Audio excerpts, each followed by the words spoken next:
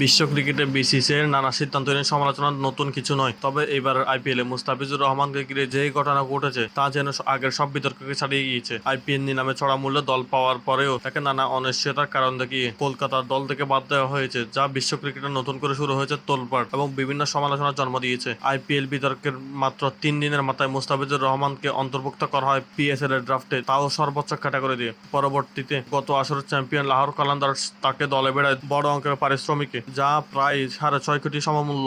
এ থেকে বোঝা যায় পাকিস্তান ক্রিকেট বোর্ড কিংবা পিএসএল ফ্র্যাঞ্চাইজিগুলো বাংলাদেশি ক্রিকেটারদের কতটা গুরুত্ব দিচ্ছে। এবারের পিএসএল শুধুমাত্র মুস্তাফিজ নন, আরও অনেক বাংলাদেশি ক্রিকেটার সুযোগ পেয়েছেন। তাদের মধ্যে রয়েছেন রিশাদ হোসেন, যার গত আসরের পারফরমেন্স ছিল অসাধারণ। গত আসরের পারফরমেন্সের কারণে আগ্রহ দেখাইছিল অনেক ফ্র্যাঞ্চাইজি। শেষ পর্যন্ত 3 কোটি রুপিতে রিশাদ হোসেনকে দলে বেড়ায়। এছাড়াও নাহিদ রানা ও শরীফুল ইসলাম, এই দুই স্পিড স্টারকে একসাথে দলে নিয়েছে পেশোয়ার জালমি। এছাড়াও আরেক তরুণ ব্যাটসম্যান পারভেজ হোসেন ইমন প্রথমবারের মতো বিদেশি ফ্র্যাঞ্চাইজি লিগে খেলার সুযোগ পেয়েছেন। এই তালিকায় প্রমাণ করে বাংলাদেশি ক্রিকেটারদের প্রতিভা এখন আন্তর্জাতিক স্বীকৃত। অন্যদিকে আইপিএলে দেখা যায় বাংলাদেশি ক্রিকেটারদের উপেক্ষা করা হয় সব সময়। যোগ্যতা থাকার সত্ত্বেও তারা অনেক সময় বাংলাদেশি ক্রিকেটারদের নিতে চায় না, এবং যেমন এবারের রিশাদ হোসেনের দুর্দান্ত পারফরমেন্স থাকার পরেও এবারের আইপিএল এর নিলামে রাখা হয়নি তাকে। একদিকে আইপিএল এর অনিশ্চয়তা উপেক্ষা করে, অন্যদিকে পিএসএল এর সম্মান ও সুযোগ, এই দুই ভিন্ন চিত্র স্পষ্ট করে দিয়েছে আন্তর্জাতিক ক্রিকেটে বাংলাদেশি ক্রিকেটারদের একমাত্র মূল্যায়ন করে পাকিস্তান ক্রিকেট বোর্ড। সবকিছু মিলিয়ে বলা যায় বাংলাদেশি ক্রিকেটারদের প্রতিভা নিয়ে কোনো প্রশ্ন নেই, কিন্তু আর সেই জায়গায় পিএসএল এক ধাপ এগিয়ে। তারা বাংলাদেশি ক্রিকেটারদের প্রাপ্য সম্মানটুকু দেয় এবং